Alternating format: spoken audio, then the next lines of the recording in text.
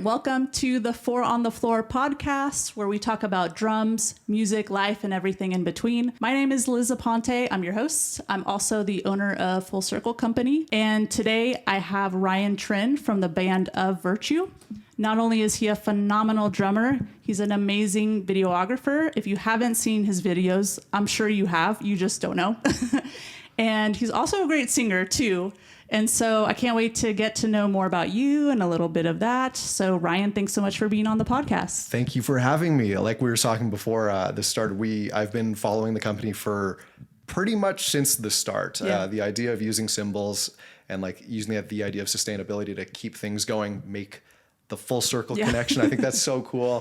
From day one, I knew I was going to get something that was actually the gateway into me wearing jewelry nowadays. So it was, I really appreciate you having me here and giving me the time to come kind of introduce myself to your platform. Absolutely. And I have to give you props too, because I feel anytime we listen to Of Virtue quite a bit here in the shop as we're working.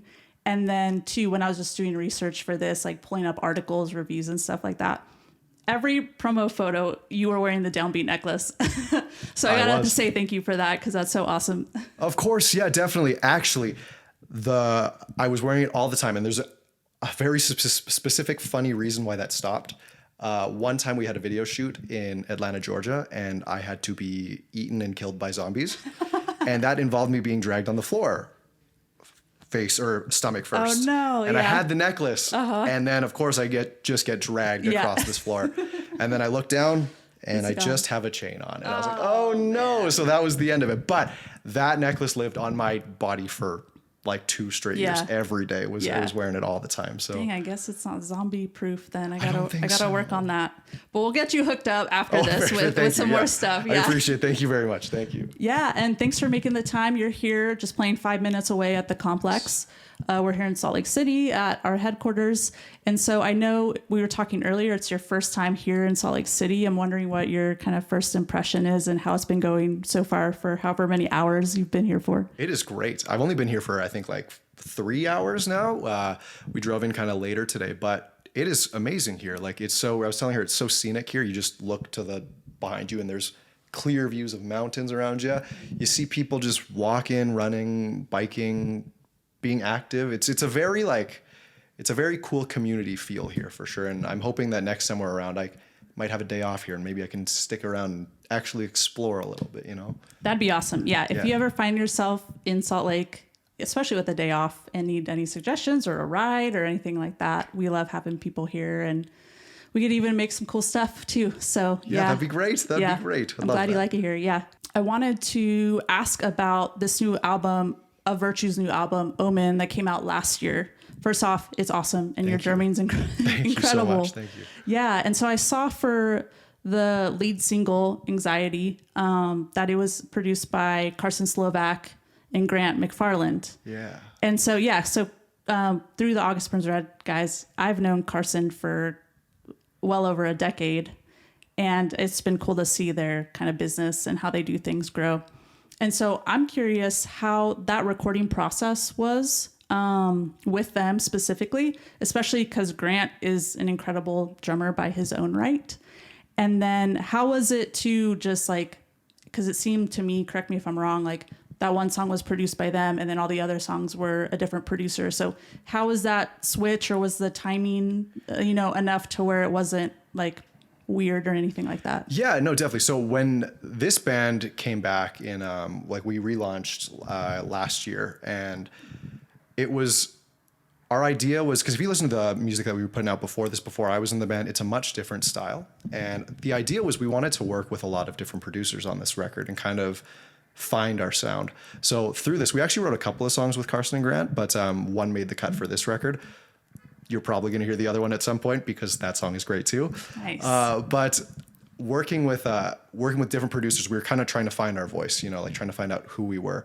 And through that process, we kind of realized that we don't really fit into a category, or we're happy to do whatever we feel like doing, and a lot of the times we start a song, or the guys will start a song. Cause just to backtrack here, I wasn't actually in the studio for that writing session. The way it works is because the guys are all in the States. They'll go to a producer, they'll write, they'll have like a skeleton done, Right. and then they'll send it to me, and then I'll write back, or I'll write the new drums to it. And one of the things with the Carson and Grant track, I remember listening to it being like, do I need to write anything new?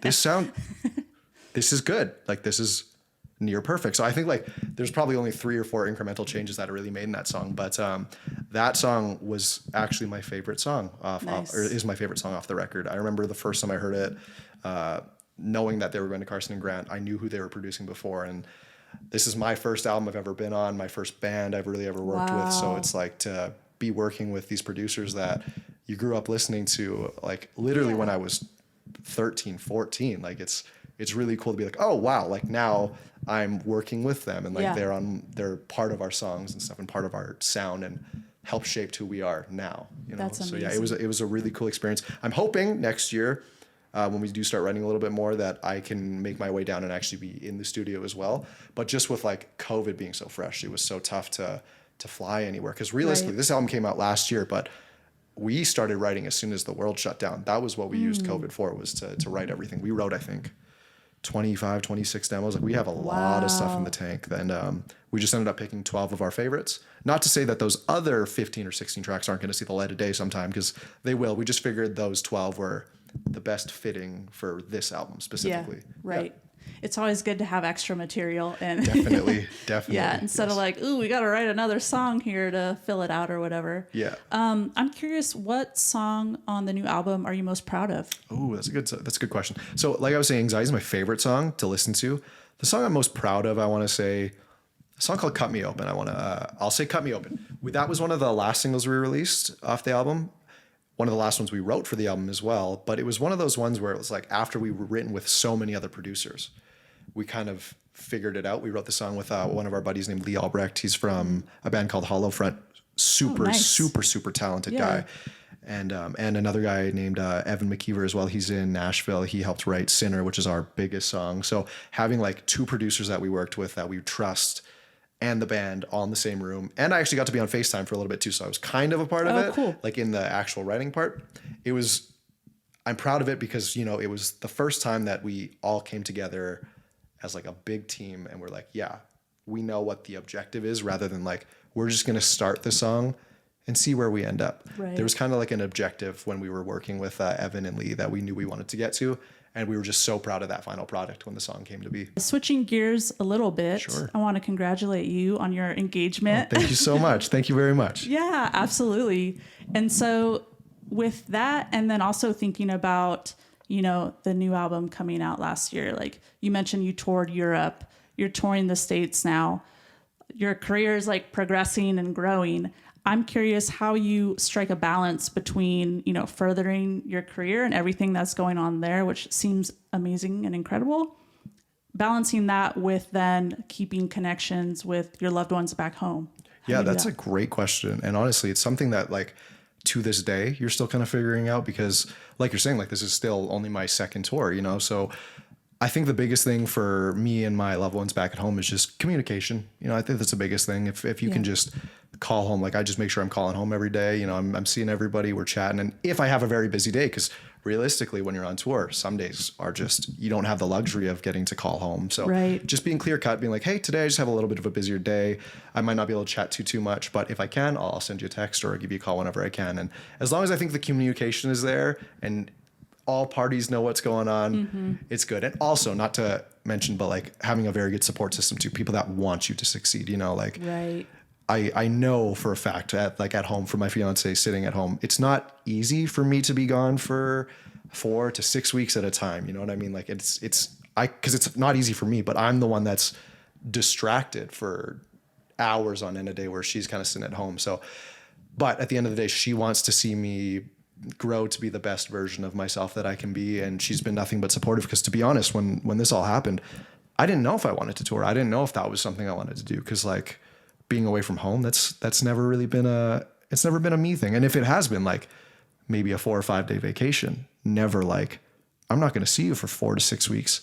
And not to mention like the first tour, especially being, that was 6 weeks in Europe. So time differences, right? So like managing, okay, what time am I going to be awake? What time are you going to be awake? How are we going to chat? But like I said, it all just goes back to like that communication. As long as you know what's going on, everything should work itself out. So yeah, for sure. And yeah, we've just knowing other drummers too, like that support system seems so crucial and important. Like, I don't think you'd be able to do what you do without people back home just supporting you, knowing that this is something that not only you want to do, but you might feel called to do. Or like, I look at your just presence online, and it seems like you're really inspiring, you know, the younger generation and other people through your drumming, through your personality. Like, even just the quality of your videos, like, is just so great. So thank you. Yeah. So I'm sure it's cool to like meet the fans and be out and play and grow in that. But there's always that. And I think for a lot of us, it's like, especially as drummers, like that's the dream. But I'm like intrigued that I feel it does come to someone like you as a sacrifice. Like, you're sacrificing that time away from home. And so without that like really solid support system, that'd be insanely difficult. Oh, definitely. I don't know if I could do it without a good support system. Right. You know, like I don't know if it'd be manageable, but luckily it's there. And even with a good support system, it's by no means easy by any means. But looking at the bigger picture of things, you know what I mean? Like, I know right now I'm only 26. It's kind of like the perfect time if I'm going to be doing the touring thing before, you know, if we have kids, or, you know, I have I don't ever want to have a different job. So knock on wood right now. But like, let's say like I have something else tying me down at home. Right now is the perfect time. I've got really nothing going on. And it's like, if I'm going to do this, I might as well give it a shot now before life really does like pick up in a sense. 100%. Yeah. That's a great way to look at it. Switching back to music. Yeah. And I want to talk about gear a little bit.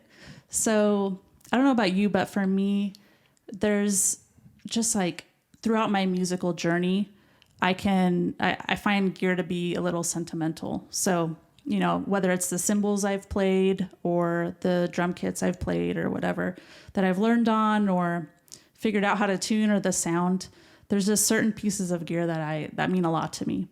And so I'm wondering if there's a piece of gear from your past that means a lot to you. And then that same question for something in your current setup. If you have something in your current setup that you're like, oh my gosh, I love this so much. Yeah, that's a good question. I would say one of the most meaningful pieces of gear, I think, from my past was a 16-inch Byzance Brilliant Meinl China. It was the China 16-inch. Nice. I watched Luke Holland play it in a Ellie Goulding drum remix, and I thought it sounded so good. And that was my introduction to Meinl cymbals, was through Luke Holland. And I was like, I want that so bad. And here I am with like a B8, Sabian B8 hi-hat, and like, I don't even know like what crash I had on, but I was like, I want that China. So that was my first like, quote unquote, like higher quality China, I guess. And it was my introduction to Meinl cymbals, you know what I mean? And from day one, when I played Meinl, I loved them. And it's like we were talking about, like it's cool that now looking into the, like being this many years ahead, being an actual Meinl artist now, like that's just one of the coolest things. So sentimentally, I want to say that first Meinl cymbal I ever bought was like, hey kid, keep doing it. Mm-hmm. Maybe one day. And to be completely honest, there was a good chunk of my life where I did stop playing drums because, you know, you're a kid when you're playing drums, you know, you get older, extracurriculars come in like sports and school or whatever, XYZ. So the drums took the back burner, but when I picked it up again, I knew that Meinl was going to be in from that day. Like they are, you know, that's the company now. Yeah. That's awesome. What sports did you play? So a little bit of a different. So my extracurricular, I was actually very competitive in Taekwondo when I was a kid. I have a 3rd degree black belt. Oh, wow. I trained for a long time, like every day, 2 to 3 hours a day. Like it was growing up, competed a lot, but that took up a lot of my time. Right. So that's kind of like what I fell more in love to when I was in those teenage to like early adult years. And then as life goes, you know, you just get interested in other things and then life moves on. And then that's kind of where like the drumming and videography thing came on. It's just my life just needed like a change of pace, I think. And I was like, well, drums are there again, like I like making videos and put the two together. And now I'm just kind of going. Yeah. And I've seen some of your videos where you sing as well. Yes. I try. And you have an incredible voice. Like, it's crazy. Thank You're you. just really good at a lot of things. What did you start singing like before drums, or something you picked up later on? Yes, actually. So they're scrubbed from the internet now because you know how people are when they look back on old videos of themselves. But I used to solely post vocal covers. Actually, that used to be a thing. Okay, I didn't realize that. There's by no means was like consistent or anything. It was just like, hey, I like this song. I have a mic and interface at home. I'll record it. I don't know what I'm doing, and then I would just make a video out of it. So I would do those things, and then then drumming kind of picked up. So then I started focusing on drum videos. And then I remembered, I was like, okay, I can kind of sing. So there were some songs that I connected with. I was like, oh, let's just shoot a video for it. So I still love shooting vocal covers to this day. It's just with how busy the band is at. It's like almost all of my time is like centered towards like, okay, let's practice these 8 songs over and over and over. Do you still have that 16-inch China in your setup, or maybe something from your like current setup that you're really loving? That's a great question. So I unfortunately don't have that 16-inch China. I was actually, I'm still not that great at hitting cymbals, but I break them a lot less. So Meinl, Chris, I love you. Thank you so much for the support, you guys. But for a piece of gear on my kit right now, and it's actually no longer on my kit right now because it is going to live here, was the crash that I brought. I brought a crash over. It's a Meinl Classics Custom Dual 16-inch crash. Loved it. I played with that crash in Canada, in my studio, with the boys in Michigan, across the States at random shows. I've toured within Europe, played within the Philippines. Amazing. And I figured what wouldn't make a better full circle like cymbal to bring around than the one that I kind of started it all with my professional career, quote unquote. Definitely. It's got a little bit of love. If you can see, it's a little bent here, but other than that, it adds character. I mean, for the miles it's logged, I'm impressed. Yeah, it's got character for sure. Yeah. And honestly, we've had a couple fill-in drummers too that have wailed on that thing too, and it's made it. It's made it. So that's awesome. Yeah, definitely. What's like? You mentioned just playing 8 songs over and over. What's tour prep like for you? So that's pretty much that. I just play the songs over and over and over. So what I do is I'll have the set up to like what the set would be at home. So I have the tracks. It's just like 30 minutes straight. I'll record myself playing it every day.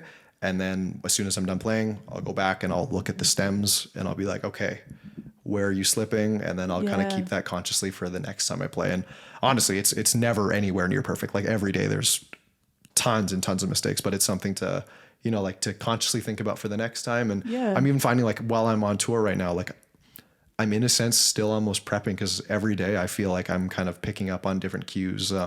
Learning how to play live is a huge thing. You know, it's only my second tour. My hands are raw, like from playing all the time. Cause I go from playing in the studio setup where, you know, no one's watching me except for a camera and I get to play it until I like it. You know what I mean? If I screw up, I can be like, nope, delete. Let's do another one. But live, you get one shot. And not only that, but you're there to put on a show, especially us being the openers on this tour. Like we really want to set that bar high, right? So we want to come out with all the energy and we do, but I need to learn how to maybe put a little bit less energy into my grip and just into the rest of my body. But overall, it's lots of repetition, just kind of over and over, drilling. Like you hear it all the time and there's a reason, just practice. Yeah. The more you practice, the better you're going to get.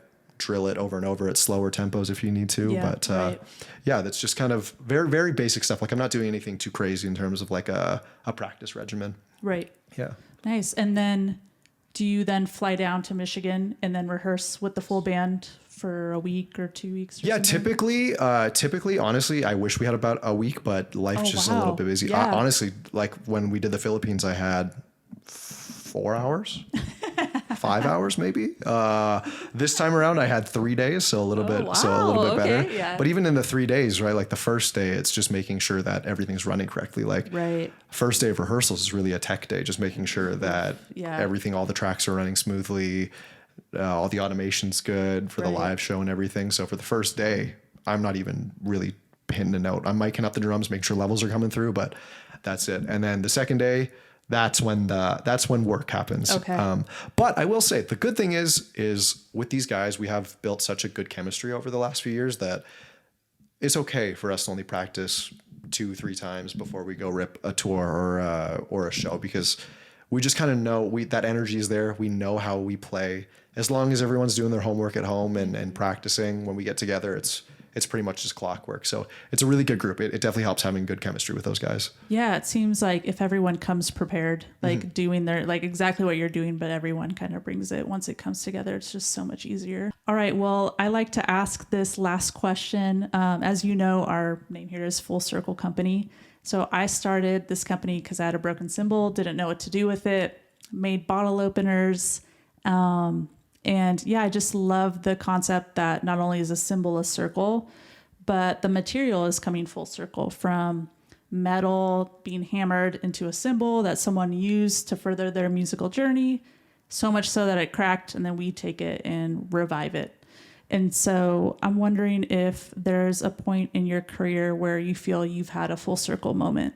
That's a great question. And honestly, every day it's a new full circle moment for me. Like even today, walking into the complex there where we're playing tonight, like this is the biggest room I think I've ever played to this day. So that on its own was a full circle moment. And then yesterday, we were in Seattle at the Neptune Theater where, you know, we hear like bands like Spirit Box and like those other like legacy or really big bands are playing. And it's like that in its own is another full circle thing. Or like touring with Imminence, like the fact that like I used to listen to this band all the time, or I still do, but now I'm like, I get to watch them sound check every day, like that every day. And I hear it from the guys too, because the guys have been in the band since 2008. They've been in there for a while. I'm definitely the newest guy, and they definitely see the excitement every day. Cause I'm like, I get nervous every day before shows. It's one of those things. Like, I'm trying to think of another good example, or being here. This on its own is a huge full circle moment to me. Cause like I said, I've been kind of following the company since almost like the first year that you guys have been around. Yeah. And not only that, but we were talking about my fiance's mother, so my future mother-in-law. Shout out. Yeah, shout out Jerry Lee and Aaliyah. We love you guys.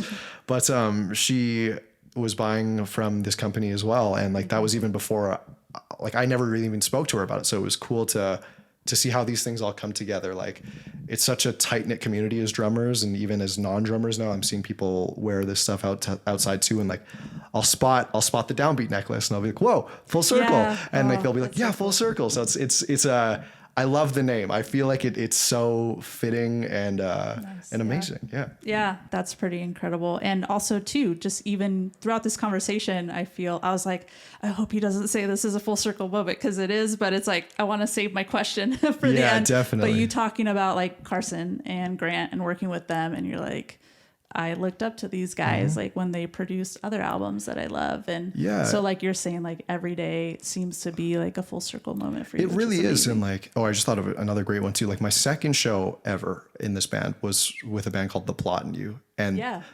legitimately my favorite band in high school. So like going into your second show ever, and then your third and fourth were with Bad Omens, who were literally my favorite band right now to this day.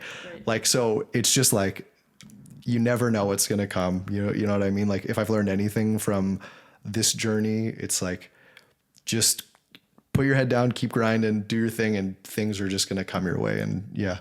That's amazing. That's super inspiring. So awesome. And I think a good note to end on there. Ryan, thank you so much. It's been so awesome talking to you. It's been awesome just kind of keeping in touch over the years, and then finally getting to meet you, and then just seeing your amazing like career trajectory. Like and you're only 26. Like can't wait to see what else you have in store. And thanks so much for stopping by and making the time. And I'm hoping we could, in the future do some more cool things, whether it's stuff with your cymbals or the band or whatever it might be. But the options are endless. But yeah, thanks so much. Thank you very much. And to everybody else, thank you for the support. To anybody who's ever watched my videos or even followed the band, it's been an incredible journey. So thank you very much for the support, and keep getting stuff from Full Circle, because I love this company. Yeah, I love this listen company. to this guy. I love this company with my soul. Awesome. Thanks, Ryan. Absolutely.